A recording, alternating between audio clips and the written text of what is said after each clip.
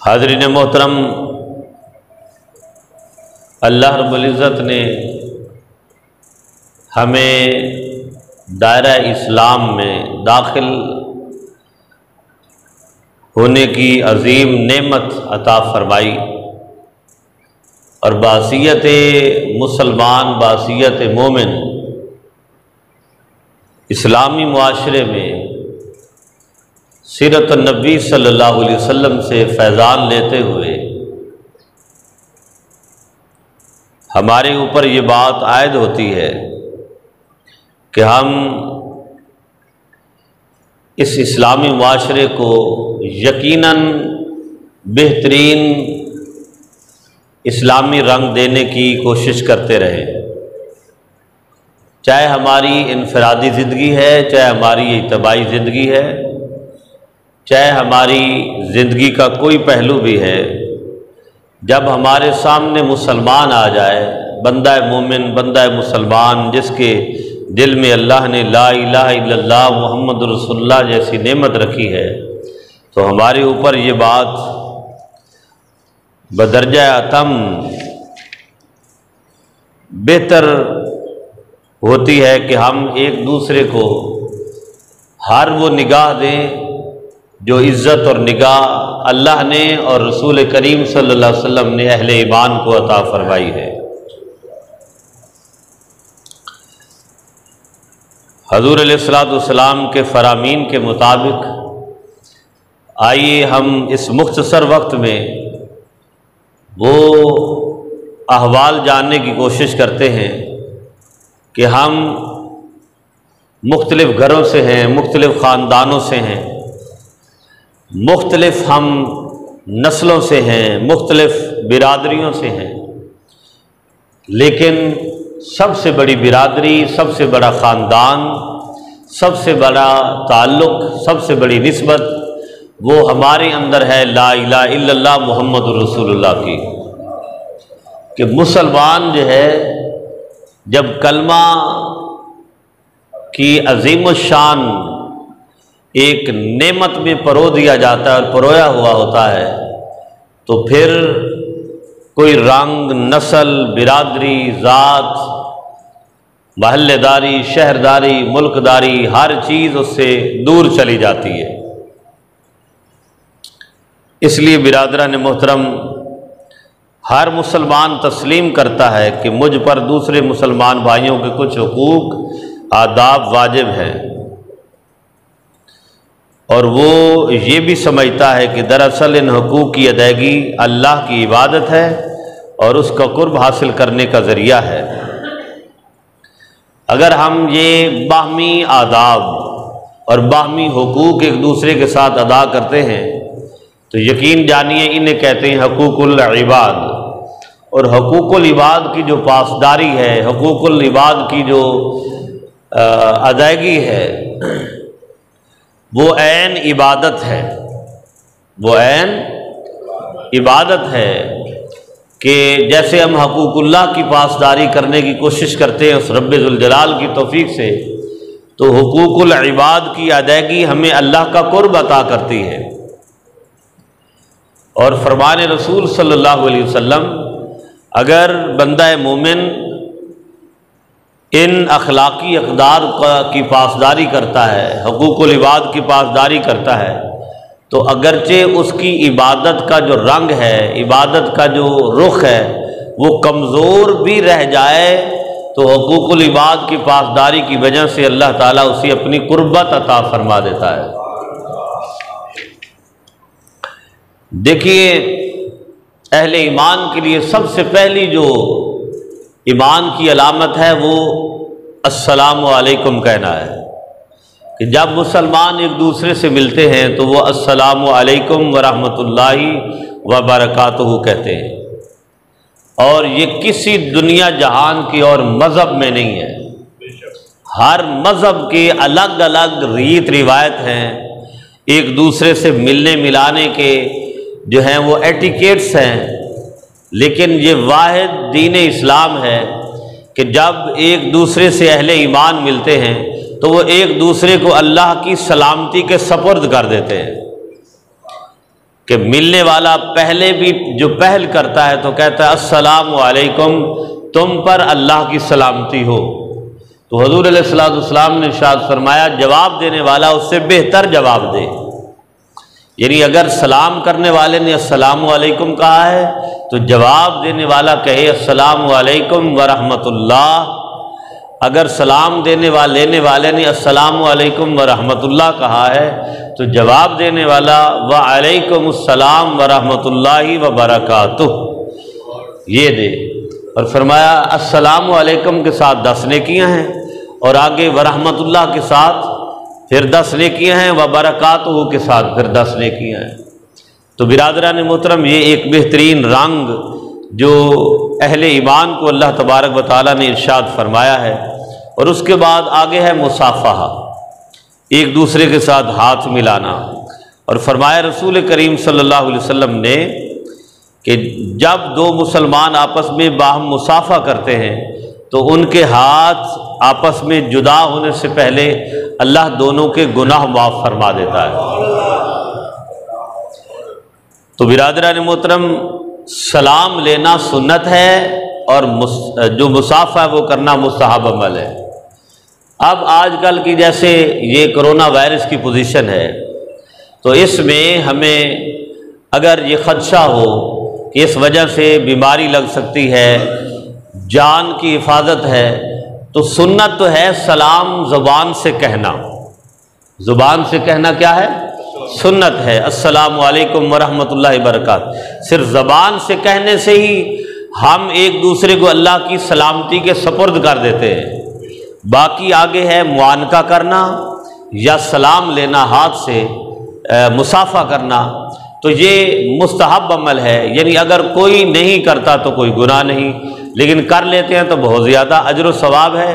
مگر ان دنوں اس سے پرہیز رکھنا بدرجہ اولا اتم بہتر ہے، بدرجہ اولا بہتر ہے، کہ تاکہ جو ایک ماحول میں وائرس پھیلا ہے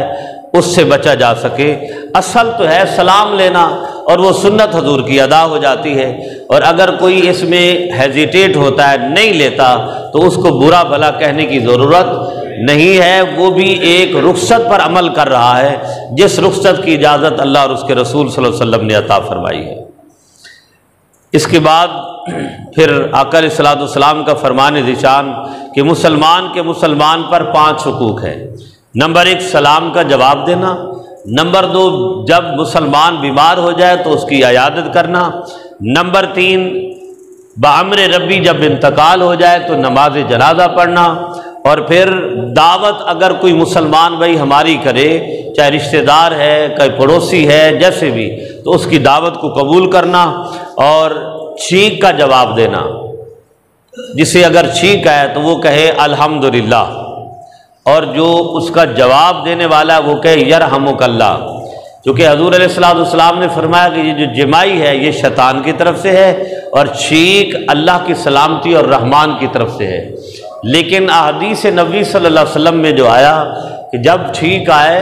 تو خود اصحاب بھی کہتے ہیں کہ حضور علیہ السلام اپنے منہ مبارک پر کپڑا رکھ لیتے تھے تاکہ اس کی جو ہے وہ جو شدت ہے اس میں کمی ہو اور دوسرے کو تکلیف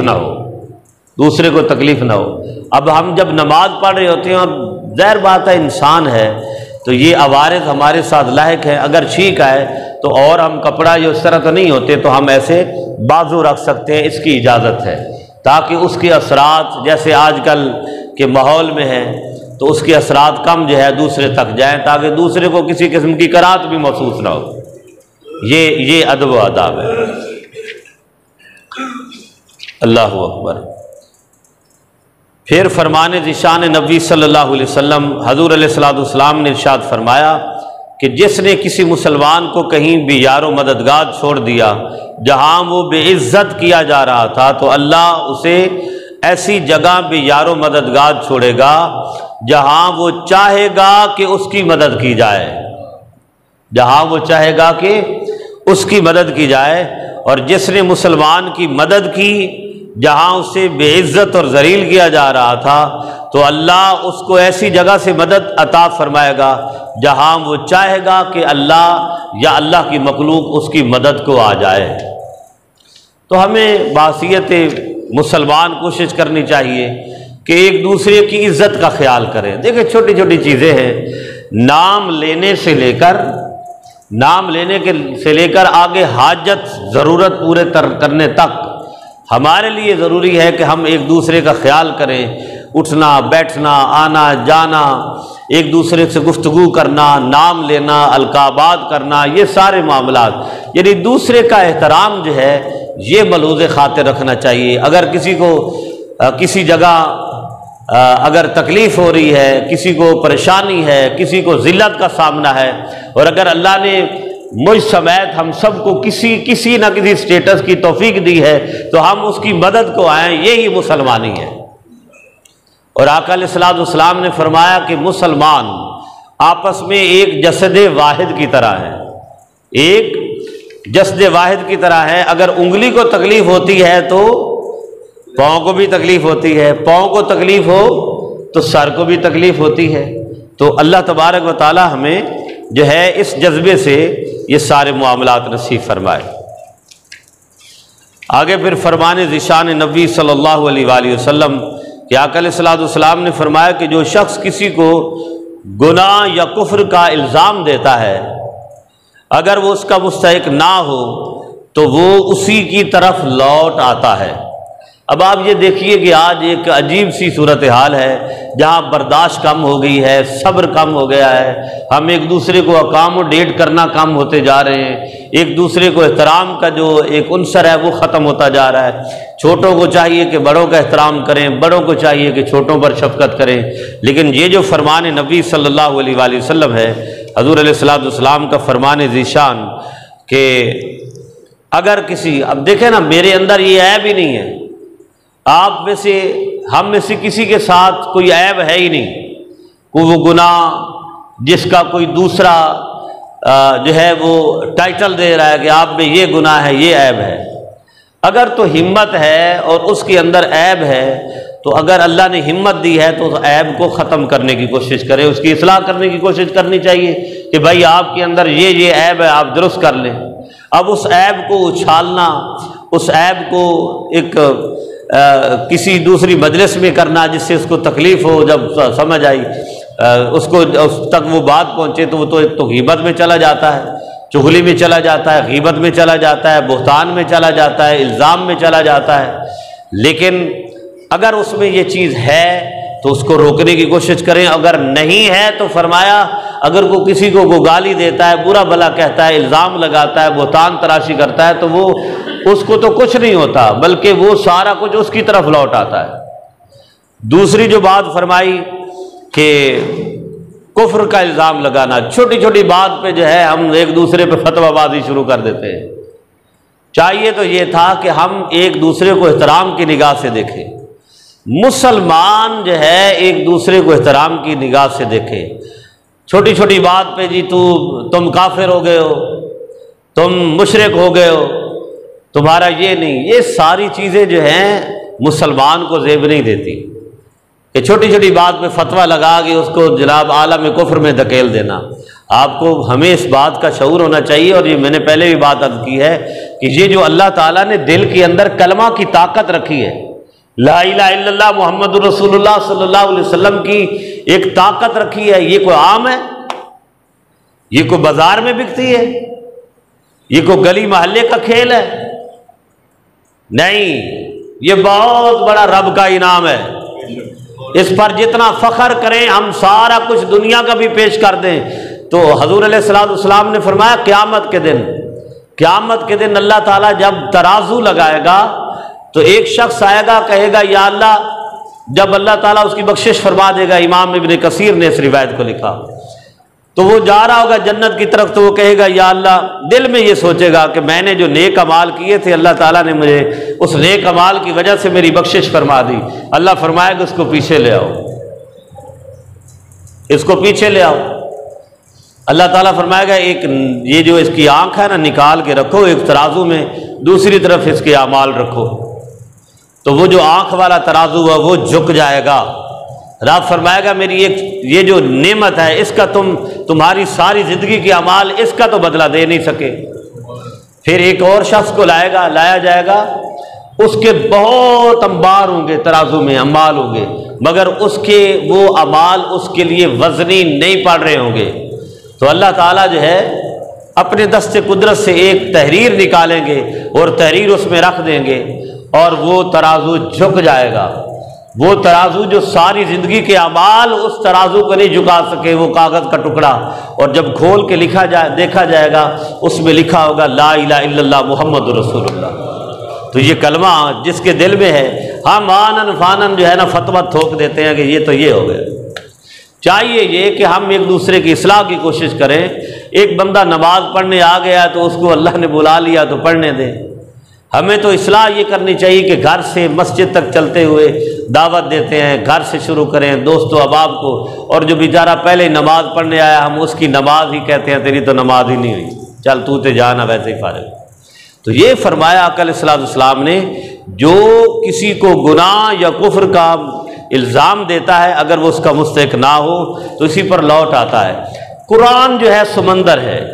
شریعت مصطفیٰ صلی اللہ علیہ وسلم بے حد و حساب ہے، رب کی رحمت بے حد و حساب ہے اس کی۔ اب ایسے دیکھیں دین اسلام کے ایک ایسا پارٹ بھی تو ہے جو سمجھے، میں جو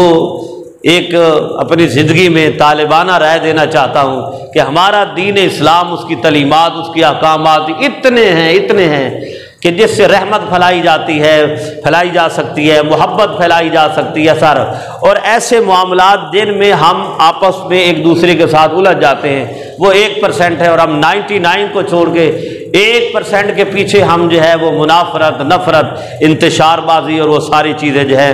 اپنے آپ کو ٹھیکیدار بنا کے تو چلتے ہیں۔ اور بھائی جس میں رحمت ہے، جس میں اتفاق کا پہلو ہے، جس میں پیار کا پہلو ہے، جس میں محبت کا پہلو ہے، اس کو جو ہے پھیلانے کی کوشش کرنی چاہیے۔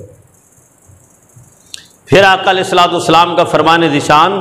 کہ فرمایا مردوں کو گالی نہ دو کیونکہ وہ ان اعمال تک پہنچ چکے ہیں جو انہوں نے آگے بھیجے ہیں۔ بعض اوقات آپس میں لڑائی ہوتی ہے نا تو مرنے والوں کو بھی پہنچ دیتے ہیں، تیرا باپ ایسا تھا، کہتے ہیں کہ نہیں، تیرا باپ ایسا تھا،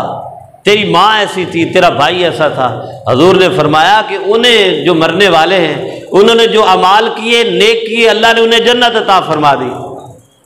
وہ تو اپنے اچھے اعمال اور اچھے انجام کو پہنچ چکے۔ تمہیں اللہ نے زندگی دی ہے، زمین پر چلنا پھرنا نصیب فرمایا، تو ان کو اپنی خلف شاری میں مت لاؤ۔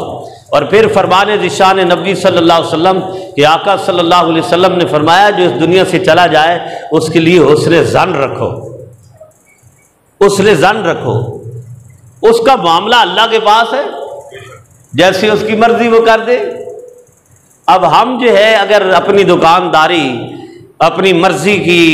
اپنی پسند کی دکانداری کو جو ہے اللہ کی مرضی پر لگانا چاہیں تو ہم کون ہوتے ہیں؟ تو ہمیں پرہیز کرنا چاہیے۔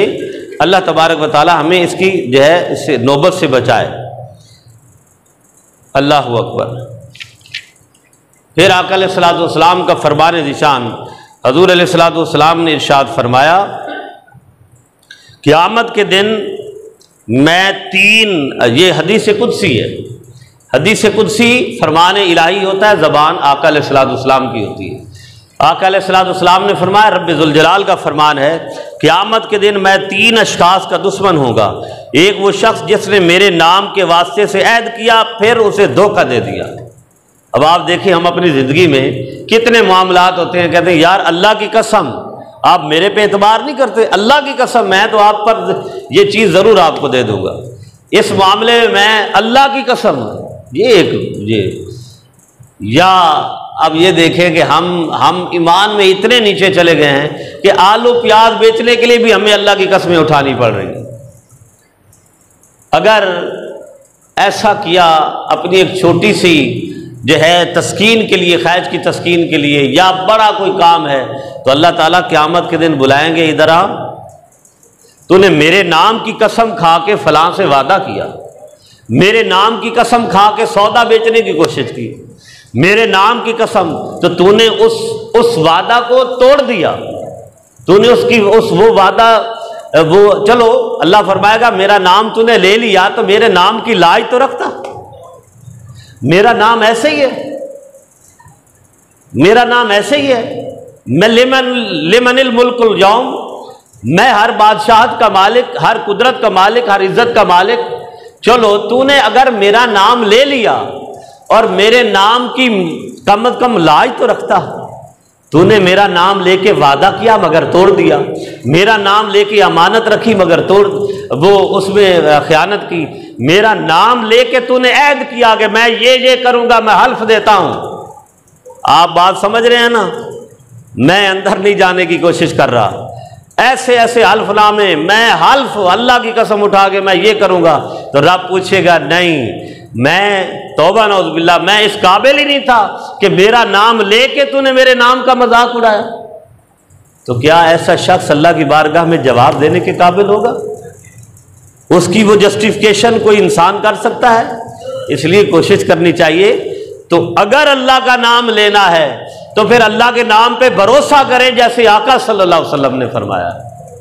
اللہ اکبر۔ پھر آگے فرمایا ایسے شخص کے اللہ نے فرمایا وہ میرا دشمن ہے۔ دوسرا فرمایا وہ جس نے آزاد انسان کو فروخت کیا، اس کی قیمت کھا گیا۔ تیسرا وہ شخص جس نے مزدور رکھا، یہ دیکھیے اب چونکہ ٹائم ختم ہو رہا ہے، جس شخص نے مزدور رکھا اور اس مزدور نے اس کا سارا کام مکمل کیا، پورا کیا، مگر اس نے اس کی مزدوری ادا نہیں کی، مزدوری ادا نہیں کی، رب ذوالجلال نے فرمایا قیامت کے دن وہ بھی میرا دشمن ہے۔ ایسے ایسے کئی معاملات آپ کی وین میں بھی آتے ہوں گے، میری کام ٹھیکے پہ لے لیا جی 10,000 کا ہے، بعد میں جی تو نہیں کیتا، تو نہیں کیتا، تو نہیں کیتا، 1,000 مار لیا، 2,000 رکھ لیا، ہاں جی آپ نے تو ایسے کرنا تھا، ایسے کرنا تھا، ایسے کرنا تھا، حالانکہ اس نے کام اپنی طرف سے پورا کر دیا۔ وہ 1,000 سے اس کا تو کچھ نہیں بگڑنا، اللہ تعالیٰ اس کو پھر محنت کا پھل دے دے گا، لیکن جس نے رکھا ہے اس کا بھی کچھ نہیں ملنا، اس کا بھی کچھ نہیں بننا۔ اس لیے ہمیں اپنی پریکٹیکل لائف میں ان چیزوں کو اپنانے کی ضرورت ہے۔ وما علیہ الا البلاغ۔